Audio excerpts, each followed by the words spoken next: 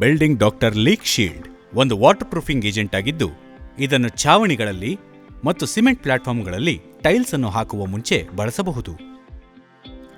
Building doctor leak ಶೀಲ್ಡ್ನ special features ಅಂದರೆ ಇದು ವಾಟರ್ ಪ್ರೂಫ್, ಇದು ಯುವಿ ರೆಸಿಸ್ಟೆಂಟ್, ಮಳೆಯಿಂದ ಯಾವುದೇ ಹಾನಿಯಾಗುವುದಿಲ್ಲ, ಇದು ಸೀಳುವಿಕೆಯನ್ನು ತಡೆಯುತ್ತದೆ ಮತ್ತು ದೀರ್ಘಕಾಲ ಬಾಳಿಕೆ.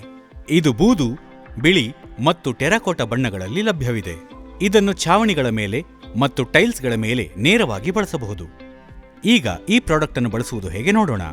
ಈ ಪ್ರಾಡಕ್ಟ್ ಅನ್ನು ಬಳಸುವ ಮುಂಚೆ ಸ್ಕ್ರೀನ್ ಮೇಲೆ ಕಾಣುತ್ತಿರುವ ಎಲ್ಲ ಉಪಕರಣಗಳೊಂದಿಗೆ ಸಿದ್ಧರಾಗಿರಿ.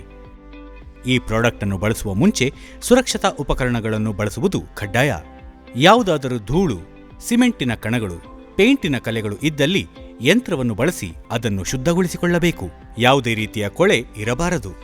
ಬಿಲ್ಡಿಂಗ್ ಡಾಕ್ಟರ್ ಲೀಕ್ ಶೀಲ್ಡ್ ಅನ್ನು ಬಳಸುವ ಮುಂಚೆ 1 ಭಾಗದಷ್ಟು ಬಿಲ್ಡಿಂಗ್ ಡಾಕ್ಟರ್ ಲೀಕ್ ಶೀಲ್ಡ್ ಅನ್ನು 1 ಭಾಗದಷ್ಟು ನೀರಿನೊಂದಿಗೆ ಚೆನ್ನಾಗಿ ಮಿಶ್ರಣ ಮಾಡಿಕೊಳ್ಳಬೇಕು.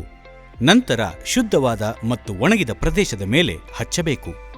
ಚೆನ್ನಾಗಿ ಒಣಗಿರುವ ಪ್ರದೇಶದ ಮೇಲೆ ಈ ಪ್ರಾಡಕ್ಟ್ ಅನ್ನು ಅಡ್ಡವಾಗಿ 2ನೇ ಕೋಟ್ ಹಚ್ಚಬೇಕು. ನಂತರ ಉದ್ದವಾಗಿ 3ನೇ ಕೋಟನ್ನು ಹಚ್ಚಬೇಕು.